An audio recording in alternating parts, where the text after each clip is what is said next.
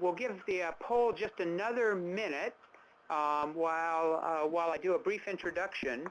I want to say hello, and on behalf of CADRE, the National Center on Dispute Resolution and Special Education, I'd like to welcome you to today's webinar on IEP IFSP Facilitation Techniques for Success, Counter Proposals and Consensus as You Go.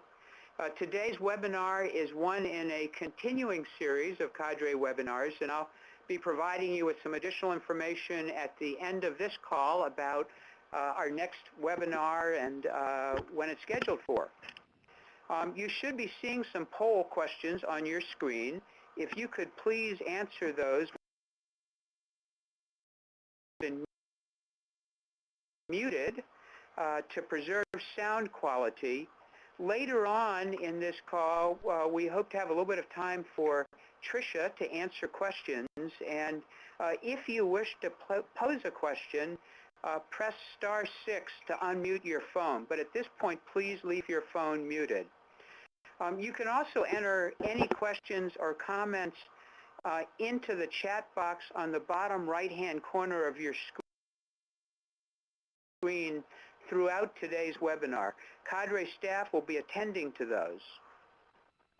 So I'd like to welcome today's presenter, Trisha Bergin Lytton.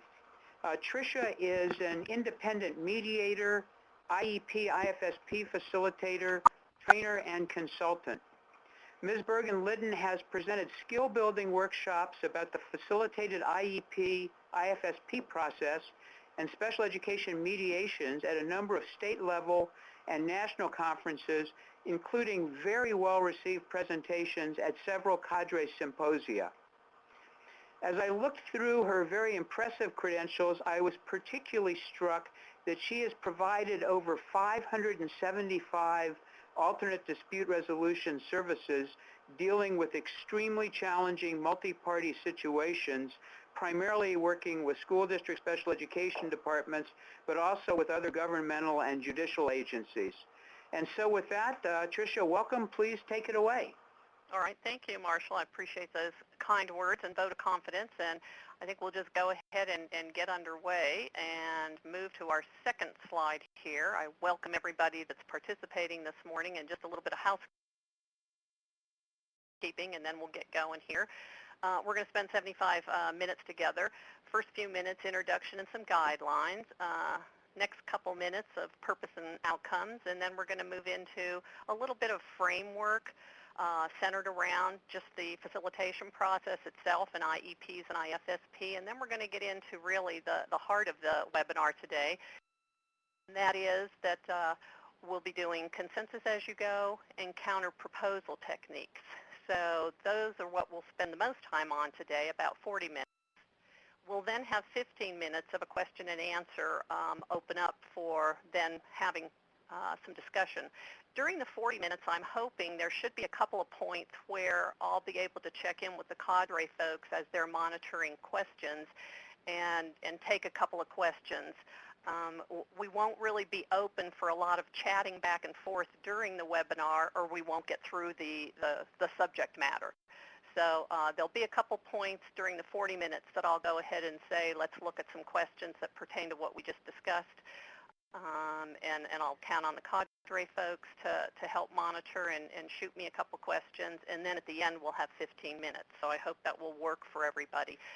I do want to say typically my presentations and trainings are very interactive and a lot of participant interaction and activities, and due to the webinar and the format, it's going to be mostly lecture format. So hope everybody will follow along. The intent today is just to be subject matter to be informative and educational. It's not intended to be legal advice. I work with attorneys a lot. I leave that expertise to them. So just so folks are aware of that.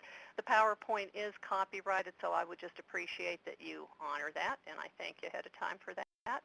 And now getting into the purpose of the presentation. And I think this was what was on the CADRE website to introduce the webinar to see if you were of interest in participating, and that is to increase your knowledge and skill level by exploring effective techniques to implement during an IEP or an IFSP meeting that will promote positive interactions and outcomes and improve the opportunity for you to gain.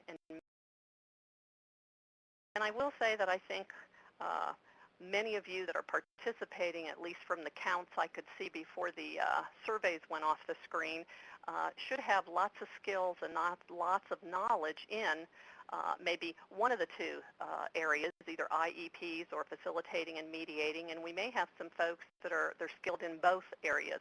So I'm hoping that we're just going to build on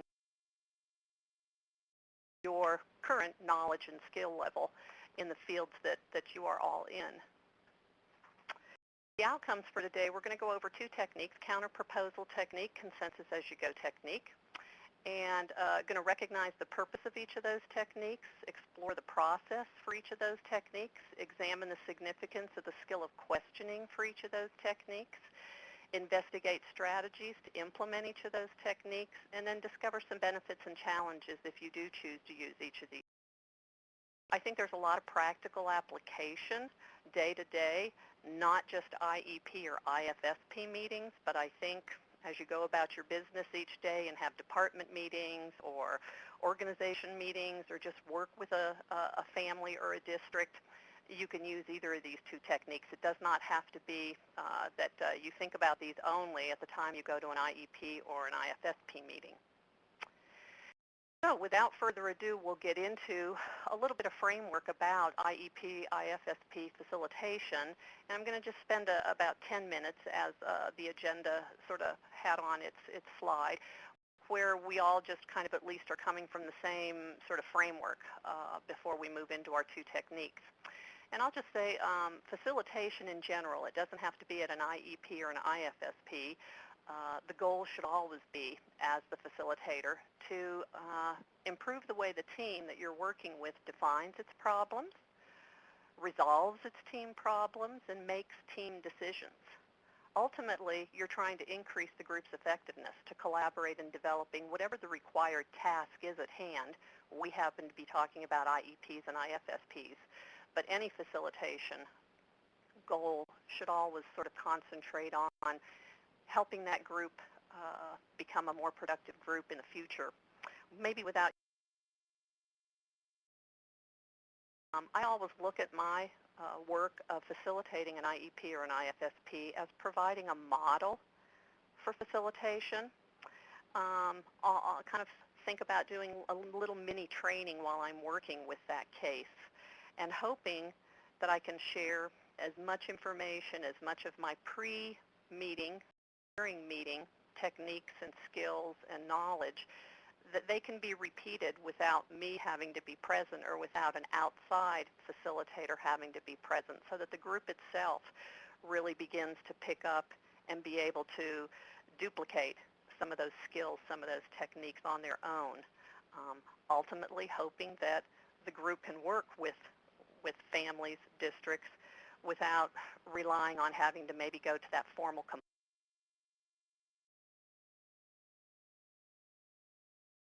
And the purpose of an IEP or IFSP facilitation. I think it is typically trying to initiate some early conflict management, conflict resolution, whatever terminology you like to use, building and improving upon team relationships. I always remind folks, if you're working with a young student, you've got a lot of years to go, so it behooves you to learn how to work productively and collaborate with the group around that student. Encouraging full participation of who's at the team meeting, supporting the IEP or the IFSP process. And I always have a phrase that I use that helps people understand what my role is as that outside facilitator, and that is that I'm an advocate for the process, the IEP or the IFSP process. I'm not there as an advocate for the family. I'm not there as an advocate for the district, but I'm there as an advocate for the process, that we walk through all those components, address those components, reach consensus, and really hear out a lot of proposals that come up during the meetings.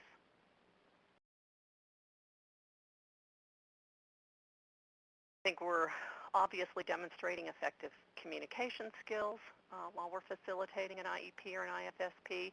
enhancing those problem-solving techniques of the group, promoting the investigation and evaluation of solution options.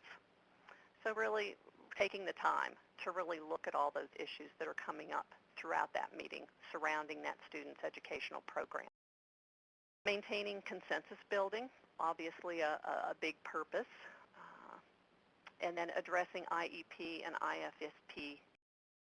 And let me just say for a minute that I think a lot of times people feel like an IEP or an IFSP team has more authority or responsibility than they do. So I think it helps before entering that meeting and starting that meeting to find out what the issues are and to find out through discussing with both your parties, your family and your district folks, which of those are really responsibilities of the IEP and which aren't. A few examples: board policy, school board policies, attendance, truancy, use of cell phones are not something that an IEP team is going to change. In a student's plan, certainly they can individualize things. Hiring and firing staff is not the responsibility of an IEP team. Possibly, the hiring and firing the independent transportation organization that may provide busing for a district are not within the responsibility of an IEP or an IFSP team. So I think it helps to sort of tag which of those are the responsibility of the team and which aren't. I do a lot in another training that has to do with how you deal with those and how you can handle those. I think a lot of these purposes that I've listed, whether you're proactively as a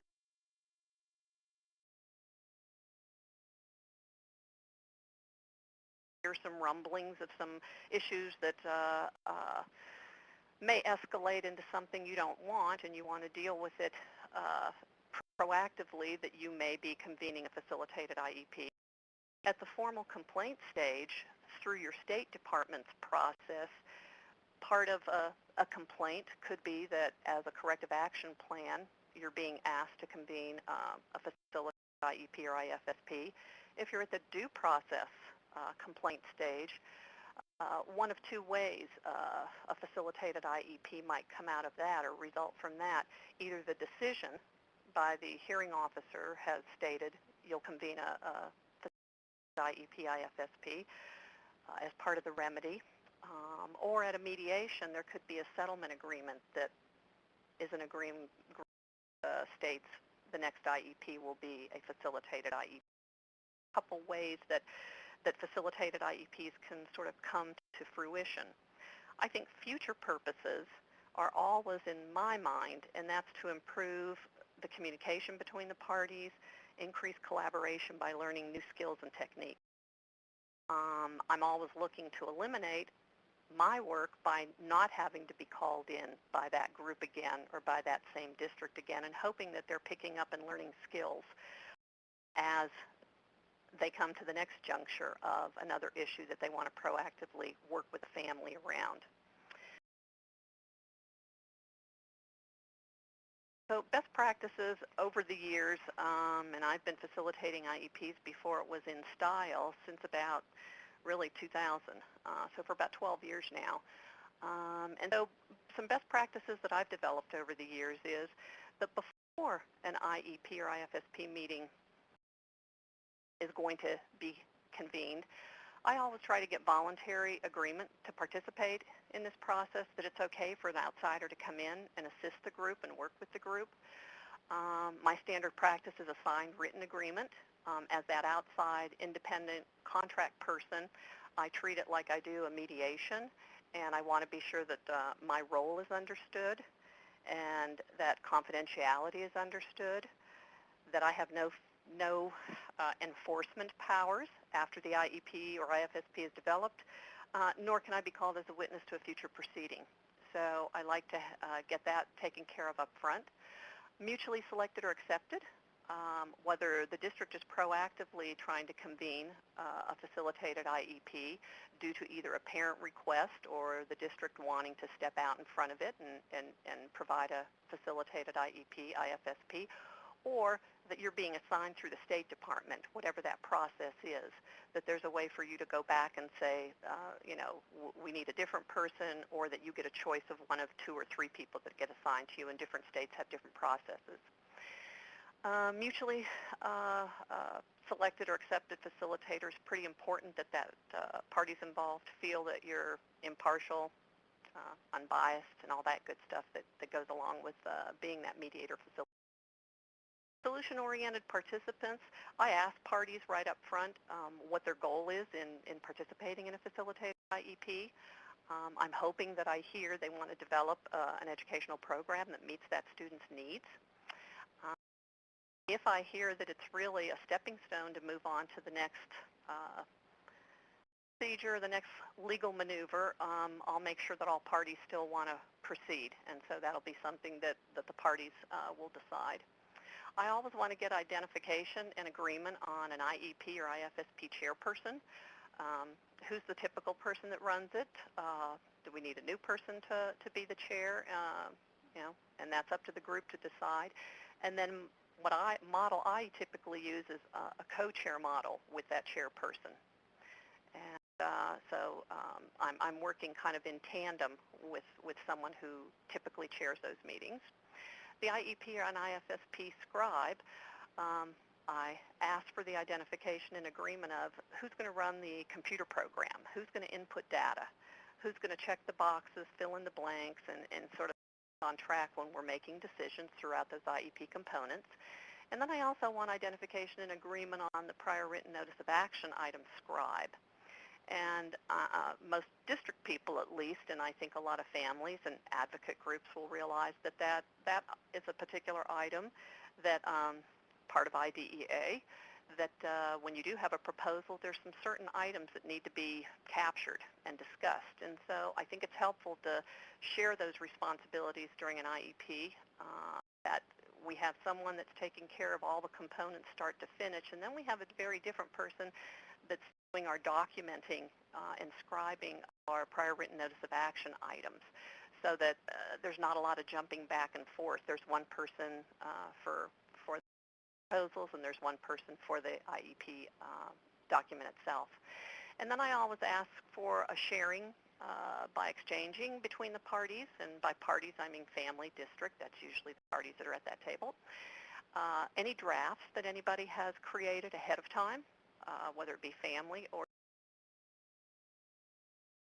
reports that are going to be brought forth that are going to be new or going to be referred to. I always ask parties to exchange those 48 hours before the meeting so that everyone has the same access, the same knowledge, the same information, and the same ability to review those documents in some private time, some downtime before the meeting. So those are some things that I always take care of ahead of time. Some practices during the meeting. I really try to follow the IEP, IFSP components as the agenda. I'm many times asked to create an agenda as the facilitator, and I refuse to create that agenda by myself. I will create it with my key representatives or key contacts from the family and from the district. Typically, it's the IEP or the IFSP components drafted down a list that's going to be the agenda. We may dovetail or insert in certain items at certain components of that IEP or IFSP that we know have been problematic in the past, and we're going to spend some time on so that that gets flagged and we don't forget those. And then we agree on that agenda together. Maintain focus on the students' needs. Typically by the time I've been asked to come in, there have been some adults who haven't been able to communicate real well. Might be some personality issues that have revved up, and I'm going to stay focused on the students' needs, not the various adult needs at the table. So I'm really going to focus on that. I'm going to guide discussion toward the future. The history and the past might have brought us together, might have brought me into the picture, but there's nothing we can change about that. So best practice for me is to stay focused on developing that future educational program for that youngster that's going to begin tomorrow or the next week or whatever date that start date is. I pay close attention and listen for embedded proposals. We'll talk a lot more about that, but I really listen for people asking highlighting those and seeing if we need some further discussion. And then implementing consensus as you go, highlighting those agreeable and items that, are that consensus and we're on a positive track and we've got agreement, and we're going to talk a lot more about that as well. Not saying those are the only practices during a meeting, but those are the ones I really try to keep in the forefront of my mind and keep really on track with. So the process itself, when do proposals take place during an IEP or an IFSP? The answer to that is any time, during the whole entire meeting. Any proposals can come up anytime. And who can make those proposals? Any participant at the table can make those proposals. How is each proposal documented? And this gets into that area that I mentioned when I was talking about a prior written notice of action scribe. And this is in IDEA Part B, a real biggie item where you have to note the particular proposal that was requested, who made that request, the specifics surrounding it, what data is being used to ask for that and justify it, what options are being considered, what other factors are relevant to the action, and then eventually, according to IDEA, the district gets to make that final decision of accepting or rejecting. So there's a lot of information that needs to go into the according to IDEA.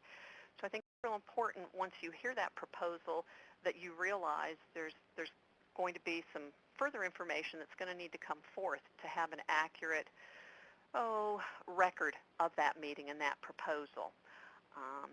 So we'll talk more about proposals and that process as we get into our next segment.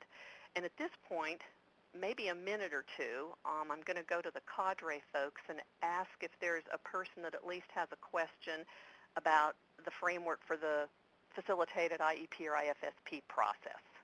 So I don't know if one of the Trisha, yes. Trisha, we haven't received any questions that Trisha is going to pause again and we'll be checking the chat box again, and then otherwise there'll be a chance for folks to unmute their phones at the end of the call and ask questions actually on the line. But I think pressing right along, you might be interested in knowing, Trisha, we now have 265 people on the webinar, so you've got a big audience. All right, good. There is a question about, can you say again what the duties of the chairman are? Well, and I don't designate any particular duties. Typically, I think a group that has worked together has a certain system of what their chairperson does. Typically, it's to move the meeting along component to component. And that's the person that I usually then will work with in a co-chair kind of mode, co-facilitator kind of mode, as a district person who has a certain, if the district has a certain mode of how they typically walk through that meeting and proceed, and whatever their chairperson duties are, I'll want to ask the district some of those questions. So I don't have any designated duties that I assign to a chairperson. I just want to know if that chairperson's willing to work with me as a co-kind of chair, co-facilitator. That they'll kind of do their thing, moving folks along, and I'll be asking a lot of questions and being sure we're really ready to move along, and that we've, really discussed and reached consensus on certain items, or did we have proposals built within some of those components and we're not ready to move on. So I don't really have any specific duties. I'll find out what a district has for that chairperson, because it's usually a district person, and what their duties are. And I'll make sure with the family gaining agreement that that's the identification of our chairperson. How has that worked out before? Are there any things that you really want me to pay close attention to that haven't worked for you in the past? So I'll have that conversation ahead of time. One other question, Trisha, and then I maybe move along. Linda Cartwright asks whether a parent has ever taken on the role of chair. None of the meetings that I have had, although that's quite open for discussion, that if that came up, I would be willing to entertain that and ask the district how comfortable they would be about that. A thought I could have is maybe a triple sort of chairperson where a parent and a district person could be chairing, and then I'd be co-chairing with that pair as the facilitator. So that would be a thought I could think about, but I've never had that come up. But I'd certainly be willing to entertain it and discuss it with whatever group I'd be working with. Okay. Okay, I'm going to move on then, and we're now going to move into our techniques. So to have a counter proposal, we need a proposal first. So going to do a little groundwork with proposal. Proposal definition. Proposal is the act of offering or suggesting something for acceptance, adoption, or performance. It's an act of putting forward or stating something for consideration. I think proposal formats promote solution-oriented thinking. I think it focuses folks on the future. It eliminates some of the past history and more of the kind of complaining and whining. It makes people kind of reference themselves into, proposal format. What do they think will work? Let's look at solutions. With reminders, it's been very interesting to me how quickly teams pick up on this.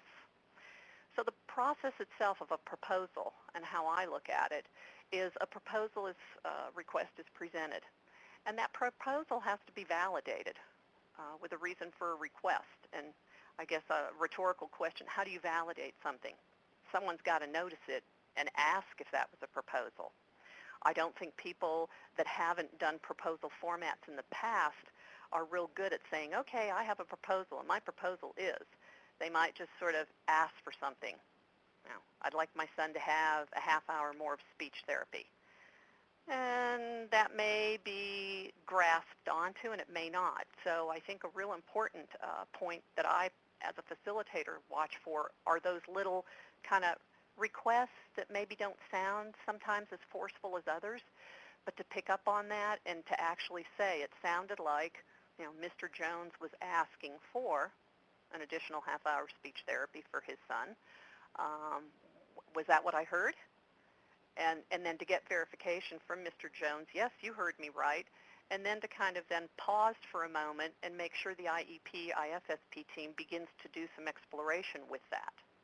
So not charging ahead and moving forward, but stopping and looking at some objective basis for the proposal, looking at some other options or choices that might be available, looking at some specific implementation details, and then looking at any associated advantages and disadvantages. So I think the team's got to pause, and that's where that facilitator needs to make sure that pause happens and that exploration begins to happen. Eventually a decision gets made with a rationale to accept or reject that proposal. Hopefully it's a consensus, but it is the district, according to IDEA, that gets to make that accept or reject.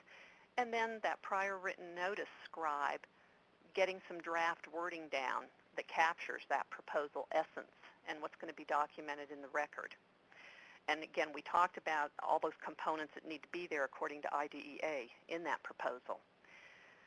So that last step is really your consensus as you go. So the final step of each requested proposal, the way I sort of vision it and function while I'm facilitating, is that the final step is that consensus as you go. So you've gotten your prior written notice scribe to present some draft wording of that proposal and all those elements that need to go with it, along with that accept-reject decision. And present, what does that mean, that scribe is going to present? I've seen it done a couple of different ways. Either that scribe orally, reads aloud what they've captured. Best idea is that it's also on a projection device, so that it's a visual as well as a verbal. I think we can all relate to the fact that we've got lots of learning styles when we're working with a large group of people. And so I think the oral hearing mode is one, and then the visual projection device is the other. So hopefully that presentation by that scribe, that prior written notice scribe, in whatever format that district uses to capture proposals, is then presented orally and visually. And then at that point, the team needs to agree that that wording has captured the essence of that proposal, discussion, and that decision, and move on to finalizing that wording. Now, if the team doesn't agree that that captures the essence of that proposal, then halt, stop a minute, get some clarification, get some revision to that prior written notice scribe's draft wording before you move on, and then get final version of that wording of that proposal. And again, ideally, being able to see it, projection device, as well as possibly being read. Okay. So consensus as you go is automatically built into that proposal process, being that last step. Now, some benefits as far as the consensus as you go concept itself. I think it encourages people to actually listen for proposals, and it also improves the ability to capture and validate each proposal. It reflects an accurate and timely documentation of various proposals that come up during a meeting. I think it addresses each proposal only once at the time it is requested. And I'll just say here as a sidebar, lots of times that IEP walks you through those various components and builds up to being able to make that decision about what that youngster's educational program is going to look like. And sometimes when you're way up at an earlier component, let's say in the present levels of performance, you've already got a request for a service, which is going to come up many components later.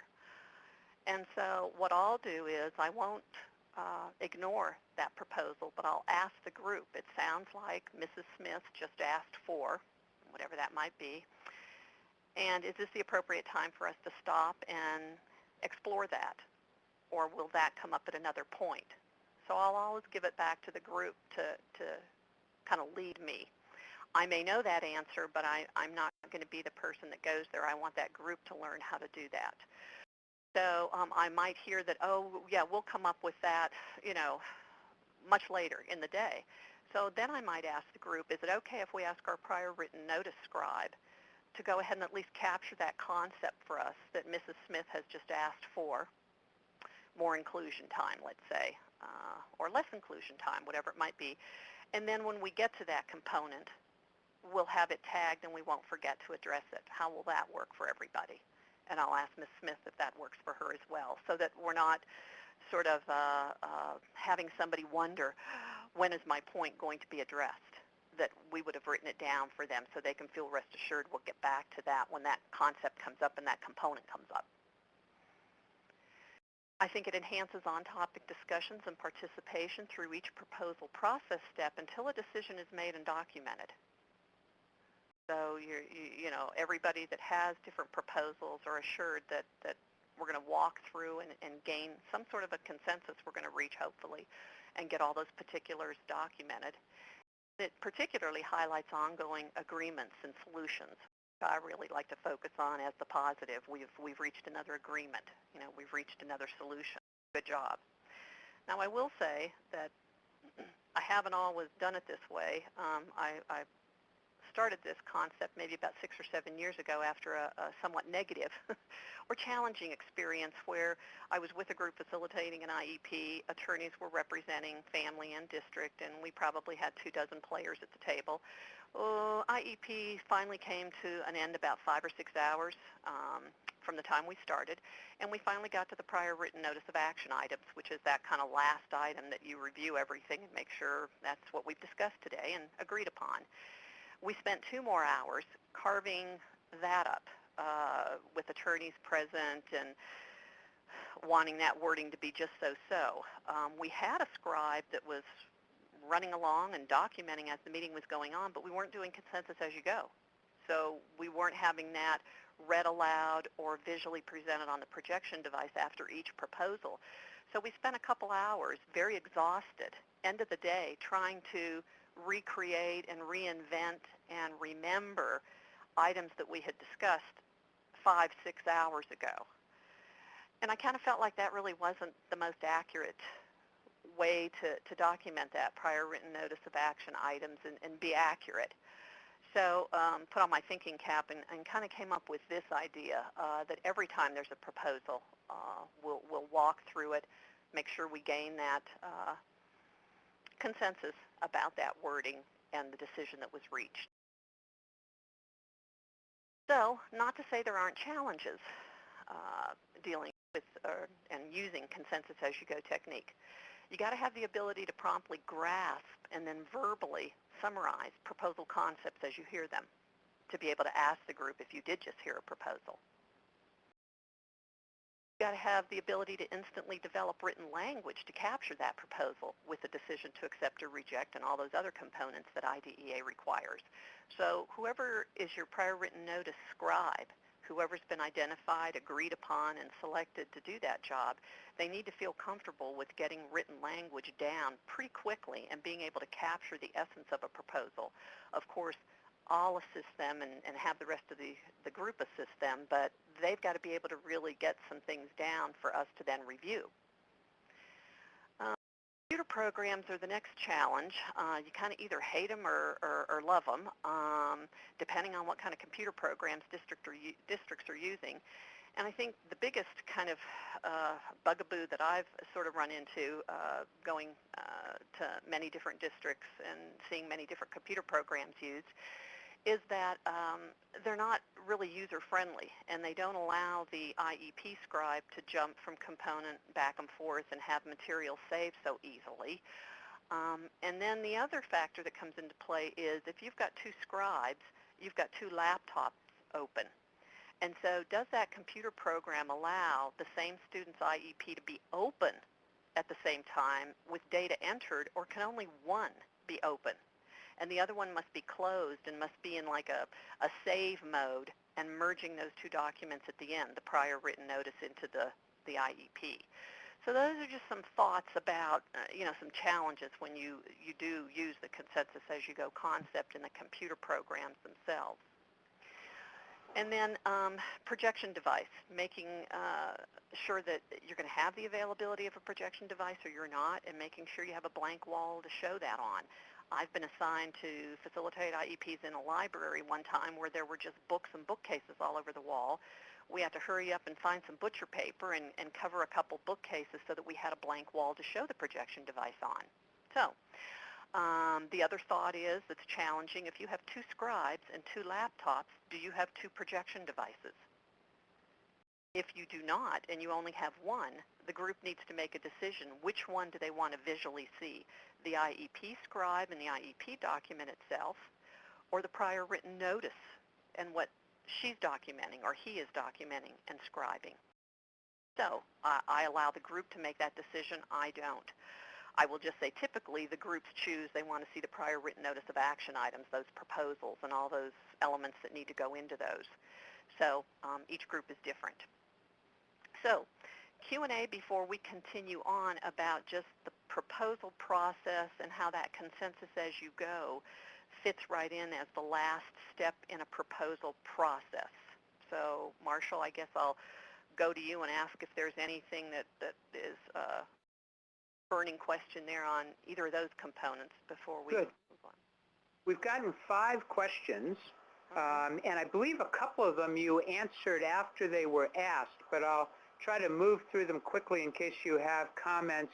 Anna Brunilde asked, do they have to provide that notice of refusal at the meeting? They tend to table. I'm not going to get into a legal answer, but typically prior written notice of action items during an IEP get decided there. Now, if the decision is that we're going to come back, we're going to have to do some investigating and we're going to come back to another meeting and address this later, that could be your end result and your consensus that you're going to investigate that as a district and you're going to come back in 5 days or 7 days or 30 days or whatever the issue is and how long it's going to take to investigate. But you'll need to address that at some point and have an answer. Okay, and then from Nina Meyerding, I like the concept of consensus as you go, but could it discourage linkage? For example, linking different issues and solutions as they come up. A party could say, no, we already talked about that. Okay, well, and if we talked about that and reached consensus, then I'm not sure why we would be talking about it again. And a lot of times some of these issues are interwoven. So at no point, at least as the facilitator, would I say, oh, we already talked about that, we're not talking about it again. I might remind them that, you know, in one of the first components of the IEP, we talked about that, and I thought we had that already reached consensus. But if the group wants to discuss that again, then, you know, let's have that discussion. You know, so I always put it back to the group. So it would never be that we're never going to go there again. I would give it back to the group, but I would remind the group I thought we talked about that, and I thought we came to some consensus. As we're at this juncture, do people have different thoughts about that? And that might lead to a new proposal, and that's fine. Okay. I'm going to, let's see, Dawn Lynch asked how the role of a facilitator is different than that of a mediator. Now, and that could be a real long, I do a whole training, half a day on that, but typically a facilitator is a mediator, so you're using your bag of tricks from your mediation skills and toolbox and that. But a facilitator, the way I look at it is, a mediator probably has some process that they follow when they come to a mediation and they have their two parties there and how they're going to interact and how they're going to come to some decisions, and if they come to an agreement, who's going to write up that agreement. Whereas a facilitator comes into the process and it's not your process. There is nothing that you own about it. It's really the parties, the family, the district. There's an IEP. That's what you have to follow. You have to march through all those components and reach, at the end, some sort of a development of an educational program that meets that youngster's needs and is going to allow that youngster to be successful in school and that will benefit from the education. So I always look at it as coming in as a facilitator. It's not my process. I don't own it. I'm that I might at mediation with a process. So I don't know if that helps. Okay. Good. So there are two others. Doreen Bird, I believe that your question about deferring discussion was previously answered. If not, please comment. And then Debbie asked if you would talk a bit more about consensus and how you get there. Another thick topic. Yeah, and I'm going to say let's hold off on that question and see when I get through the next section if that doesn't become a little bit clearer, if that's okay, as far as timing. That's good. Let's press on. Okay. So, proposal rejection. Now what do we do? This is where I think a meeting can go south pretty quickly and you can get people behaving pretty ornery. Badly, shall we say. And I think when someone has a proposal and they get that rejected, that's a fairly negative kind of below the belt hit. This was my proposal and I think it's a good one and I think this is what my son or daughter needs, or as a district, this is what I think we need to do for this kiddo. And I'm not happy about it being rejected. So I think you can get some very negative vibes that come off of a projection or a proposal rejection, and I think it's real important to capture that and move it into a positive. And what I do is move into a counter proposal pretty quickly, and I try to save that concept and save that sort of person who got that proposal rejected with a counter proposal notion.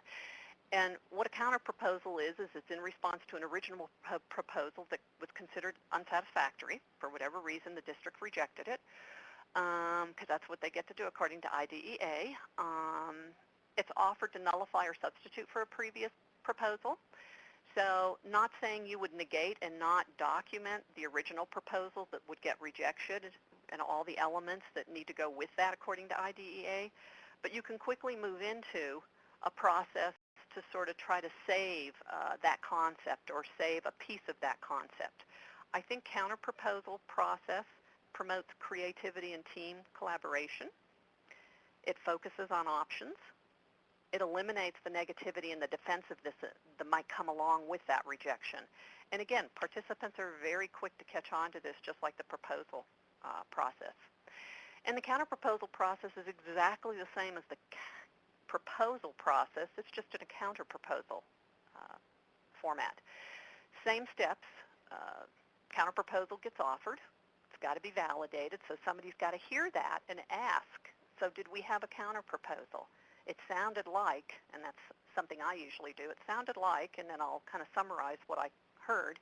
I'll typically then go back to that person who got that rejection and ask them if they were hearing that as well, that we had a counter proposal. And then stopping and actually doing some exploration. What's the objective basis for that counter proposal? Other options, specific implementation, associated advantages, disadvantages for that counter. Again, a decision gets to be made by the district, accept, reject, with the rationale. And then that scribe, again, needs to get that draft wording down and present that to the group so that we can get that consensus as you go, concept going again. So counter-proposal doesn't look that much different than the proposal process. Consensus as you go is still happening as your last step in that counter-proposal process.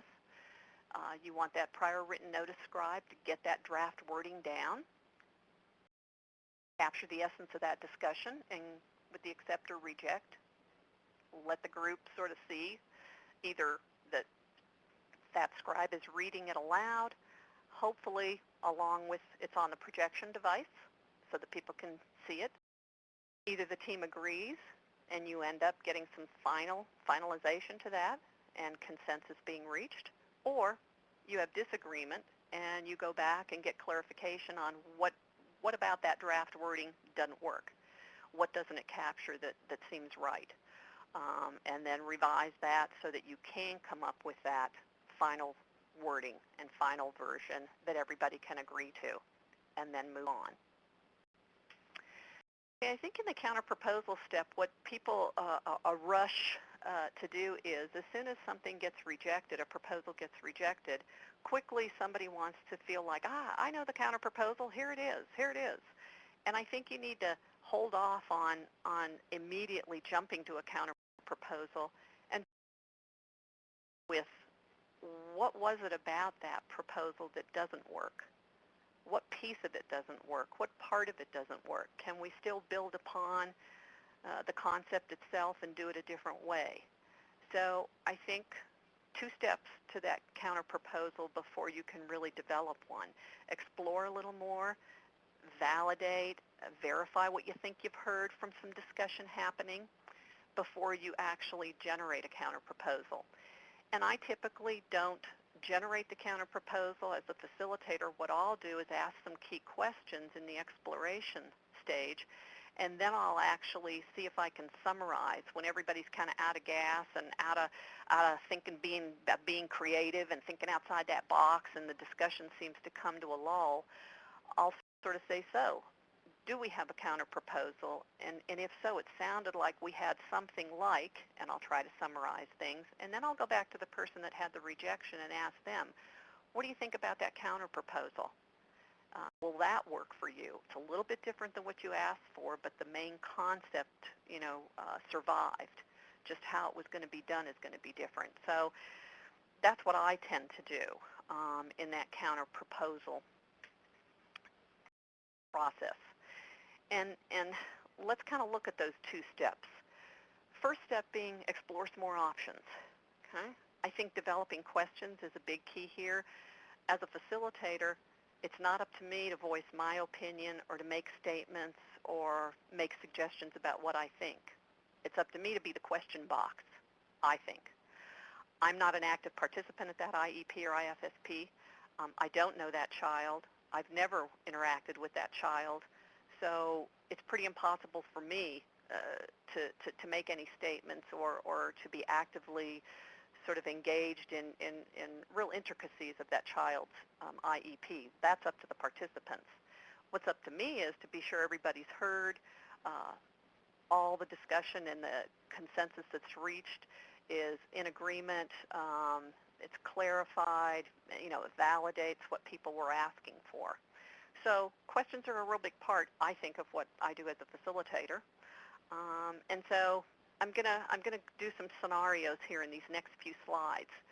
And this would be something that if we were at a training together, y'all would be doing some small group activities and interacting with each other. But we have this webinar format, so we'll press forward.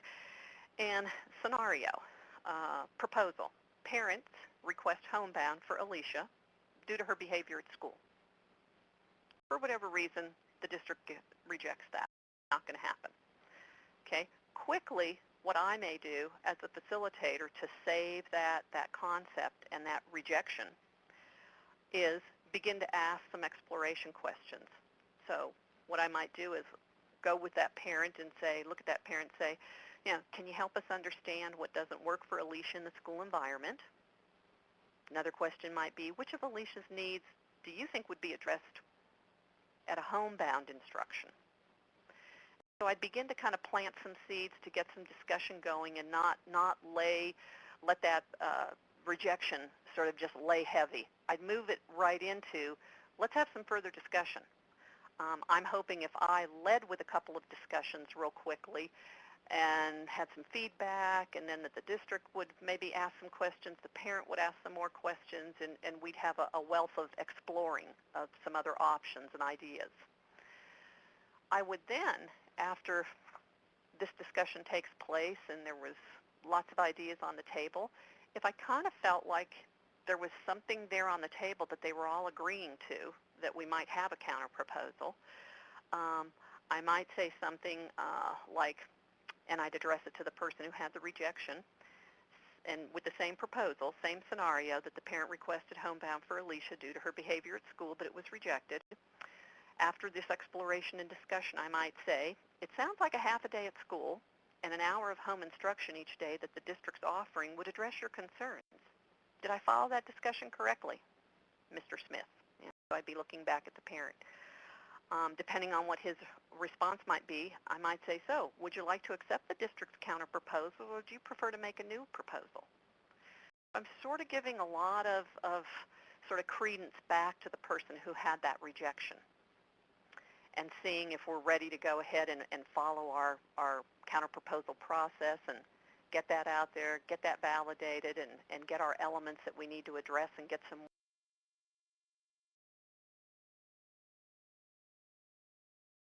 A couple things about questioning, and bear with me those that are mediators and do this for a living. We have all sorts of levels of participants here, so I'm going to do some basics on questioning. Open-ended, closed-ended, real basic. Okay? Open-ended, you're just trying to get some more understanding of a situation. You might be allowing a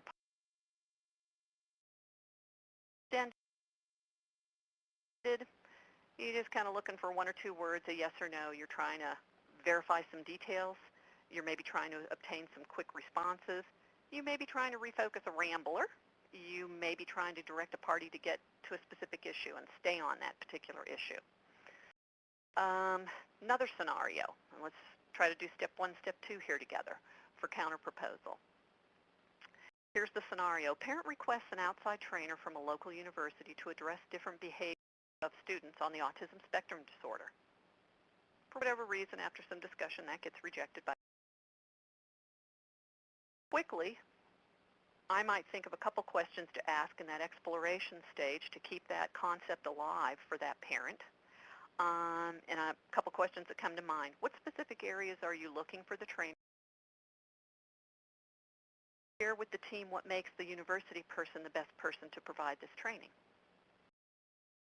Hopefully some of those answers will dovetail into some questions by the district, some further discussion between the whole group, and eventually, if I feel like we've got a little bit of a lull and we've got some agreement on the table that we may have a proposal, I would then summarize by saying, now that you're aware the district has contracted with a new psychologist with autism spectrum disorder expertise, do I hear that you are willing to allow that person to provide the training initially?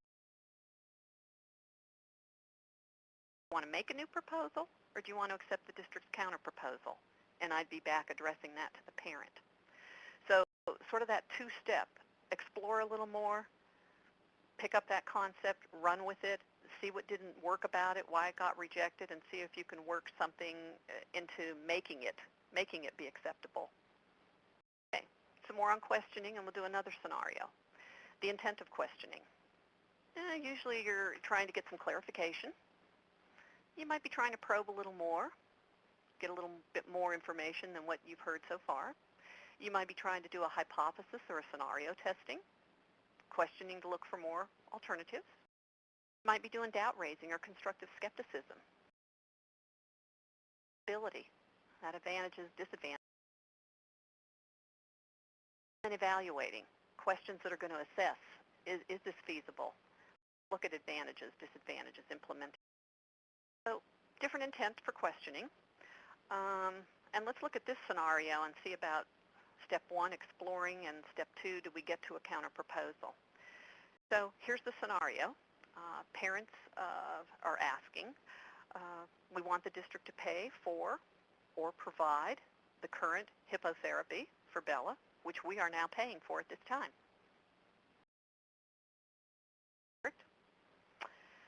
Quickly, some questions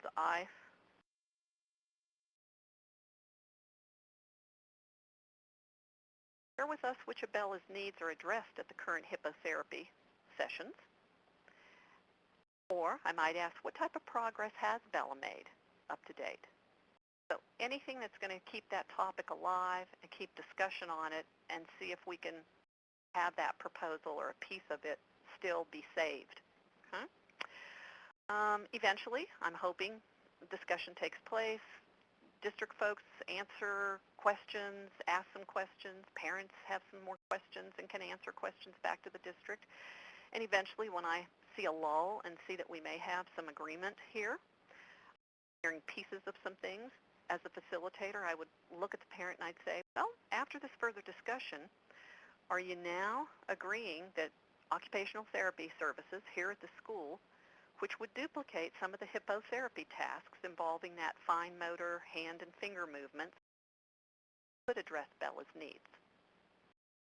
I might say, so would you feel comfortable accepting this counterproposal from the district, or do you want to make a new one? Back to the person who had that rejection, and hoping that we can come up with saving that concept maybe in a different fashion than what they were asking for. So questioning techniques. Again, could be fact-based, that you just want particulars of the case. Could be positional. That's more of a negotiation term, and you're really trying to find out what the bottom line is that we have to accomplish at this. A narrative, just want more what really happened. If you want to get some feeling, affected them. Some problem solving. What decisions do we really need to make today? Space, which is more of a negotiation.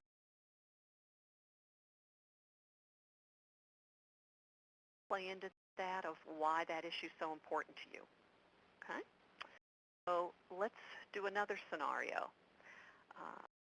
Request, 5th grader, Isaac, be assigned a new female EA.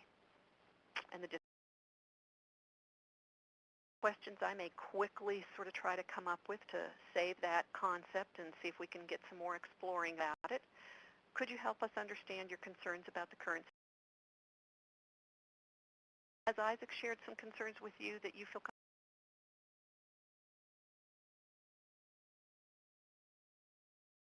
So anything that's going to gain some more information, help lead a discussion, help people think outside the box, gain some further information, be etc.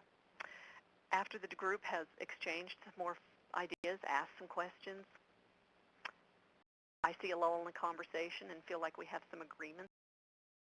I might say, since the school has offered an alternative private bathroom for Isaac's use instead of the boys throughout the school, with the assigned female EA, how are you feeling about that district counterproposal?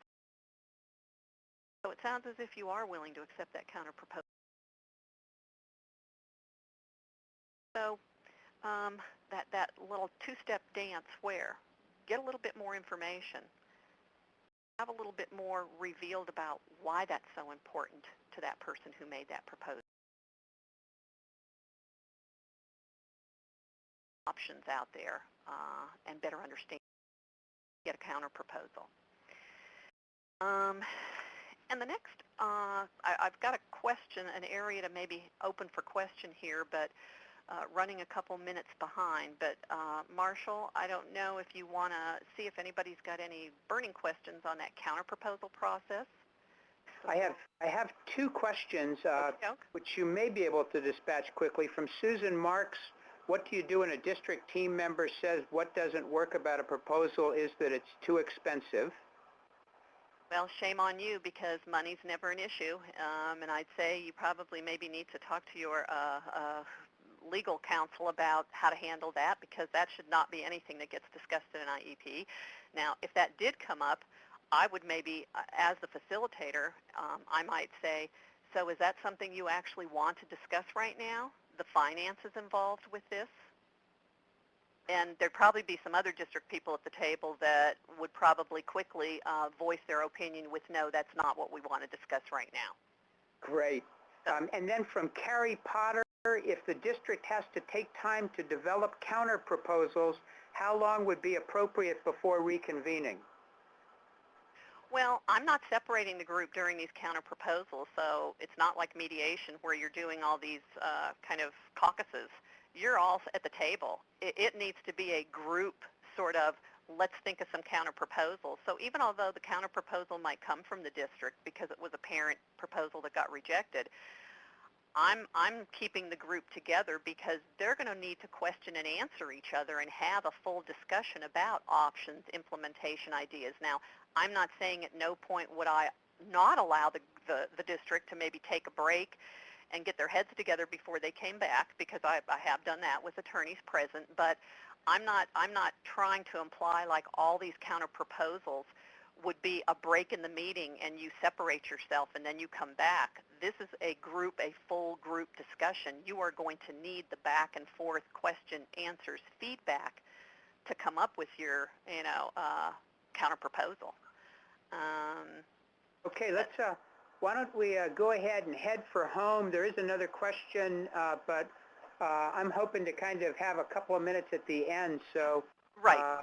Take it away, Tricia. Okay, just two last slides and we're almost home. So the counterproposal benefits that I see are that it does allow a person to save face. So whoever asked that proposal and got that rejection isn't feeling real good. So it does allow them to save face when you pick up that concept and see if you can gain some more understanding about it and see if you can help that person save something out of that proposal. It encourages continued conversation on the topic, obviously. It can de-escalate emotionally charged behavior. Like we said, when you get a rejection, you can kind of start going south and get some very badly behaving folks. So you want to eliminate that. It can demonstrate a willingness to collaborate, transforms a negative into a positive. It can clarify a participant's different interests. So what are those underlying reasons for them really hanging on to that particular belief or that particular gotta have this item for my kiddo kind of a thing. Validates a particular concern, obviously, because you keep talking about it and don't let that rejection just pass as a rejection and moving on. You see if you can get some more exploration and options coming forth. It supports commonalities. We're here to address that youngster's needs in his educational program. What's it going to take? We're all here for the same purpose. Promotes creativity. It kind of forces people to think outside the box, to keep thinking, keep being creative. It maintains teamwork, and that's why I said the person that asked how long would you go back and forth and before you came back to the table, my thought is you're staying together as a team, teamwork. That's how you've got to work together is as a team. And then last of all, it gains finally an agreement on something. It may not be that original concept or that original proposal, but if you can squeak out anything around that same concept, you've got an agreement there. Now, challenges that can go along with that, with the counter-proposal concept is it does force you to stay on a particular topic until a decision gets reached. And, there's a whole bunch of topics and a lot of things that people want to talk about at IEPs, so it does force you to stay on one topic and really following along with counter-proposal discussion. So as a facilitator, you've got to stay tuned in at all times with all this back-and-forth discussion and thinking outside the box and being creative and doing this extra exploration to see if you can come up with that counter-proposal. And if you're going to summarize that and think you've got it, you better be firing off on all cylinders and paying attention with all those folks. And I will say, as far as numbers of people that could be there, I've had a maximum of 32 people at one meeting. Typically, it's around 20. So you got a lot of voices that you're trying to pay attention to. You've got to be able to recognize the intricacies of specific proposal concepts. And those of us that have worked with IDEA for many, many, many years, every little component has an intricacy about it. So you've really got to pay attention to that as the facilitator. You've got to be able to synthesize and then summarize information that's shared by a number of participants. So saying that you've got around 24 people sitting at the table, a lot of people to listen to and take heed of what their feelings are and what their ideas are. You got to continue to emphasize those commonalities. Even if you begin to get stuck during that counter-proposal process, yes, we're all here for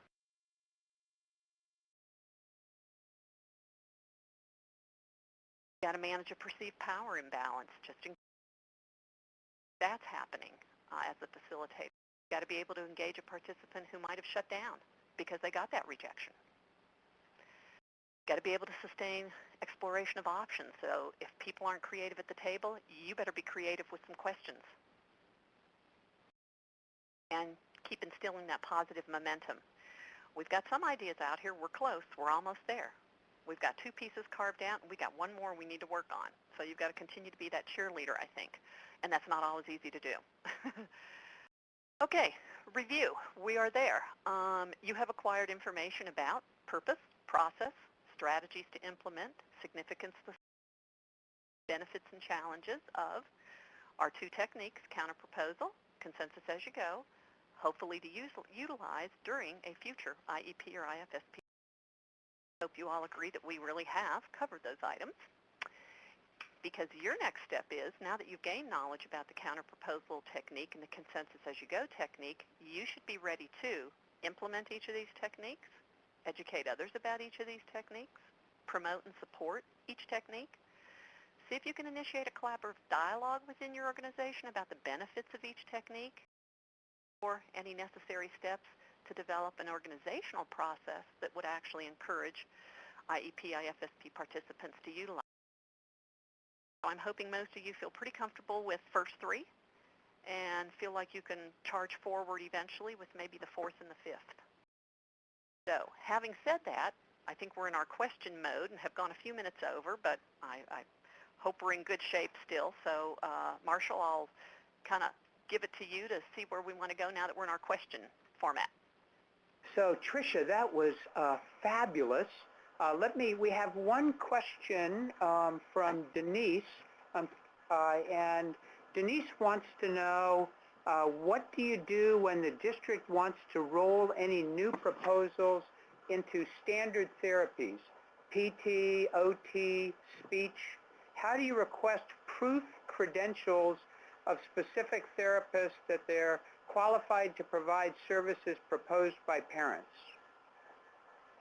So I'm not sure. Is that an independent person that the family's coming forth saying they want that person to provide? Denise, if you're still there, if you press *6, you could elaborate on your question.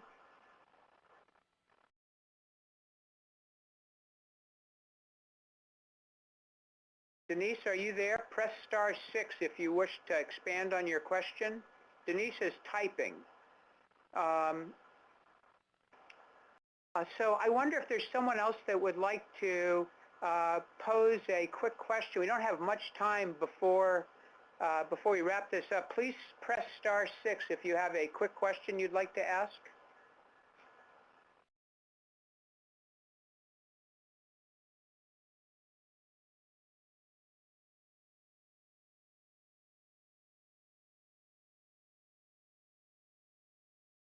Okay, last chance, and then we're going to go ahead and wrap this up. So *6 if you wish to ask a question. Press *6 on your keyboard. Oh, here's a question from Jeannie Kelly. If there's absolutely no resolving a counter, do you move ahead, reschedule what? Well, good question. And at times, you don't come up with a counter, depending on what the original proposal was. Sometimes it's a flat rejection, and that's that. But I think the fact that you've attempted to stay on that concept, try to explore for a counter proposal, and you still may come up with a dead end, that's okay. You've at least attempted to come up with a counter proposal, and you may not always be successful with that. Okay, and I'm going to break Denise's question and just take the first part in case there's something that you might say about that.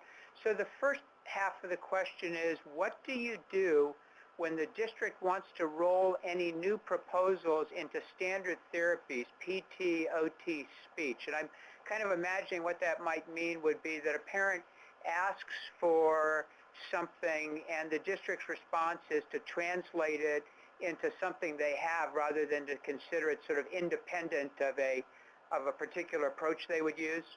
Right. And I guess my question would be, I'd go back, I'd still go for a counter proposal, and I'd still try to ask the parent, what more are they trying to address? What needs are they trying to address for their child that doesn't work with the standard procedure? That is the implication, and see if we can get some back and forth discussion going. Can that parent sort of share with the group what he or she feels doesn't work to meet their child's needs, and see what the district's responses are, and see if you can come up with something different. But yeah, lots of districts do have their little standard way of, we offer an hour of speech to these kinds of kids and a half-hour speech to these kinds of kids, and trying to see if people can think outside the box and get into conversations about, how that's delivered. Is that part of the issue for the parent? And you're going to need to ask a lot of questions of the group to find out. Is it a one-on-one service being provided, OT, PT, speech? Do you want it done with a partner instead, another youngster that may have the same disability or the same needs?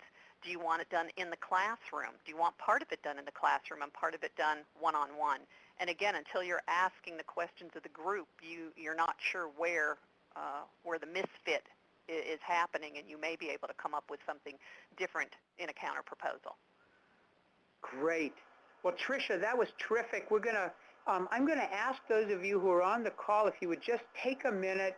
We're going to put a closing poll, actually 3 up, which is information that we really need to provide to our funders and to support continuing to offer these webinars.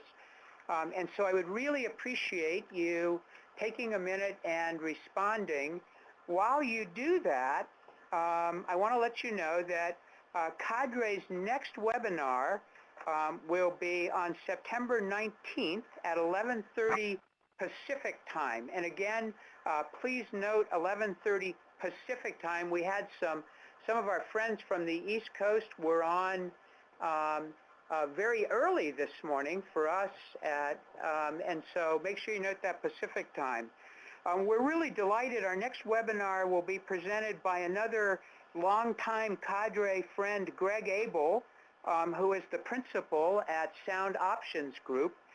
Greg will be presenting on reconnecting with the roots of the IEP, IFSP process. And we've had the chance to hear Greg talk about this, and we're sure it will be another outstanding webinar. So please do tune in and join us in the future. Again, I really want to thank Trisha Bergin Lytton. She's just done a superb job for us today. Her contact information is available on the CADRE website. Her PowerPoint, her copyrighted PowerPoint, will be soon available on the CADRE website, and we have recorded this webinar. So we would expect to have this webinar available streaming from the CADRE website perhaps within a week or so, and we will announce that so that if there are people who would like to see it but who weren't available today, you might let them know. So with that, we are right at time, and so thank you very much. As always at CADRE, we are welcome to support you in any way we can, so let us know how we can be of help. Thank you and have a great summer. See you in September. Bye.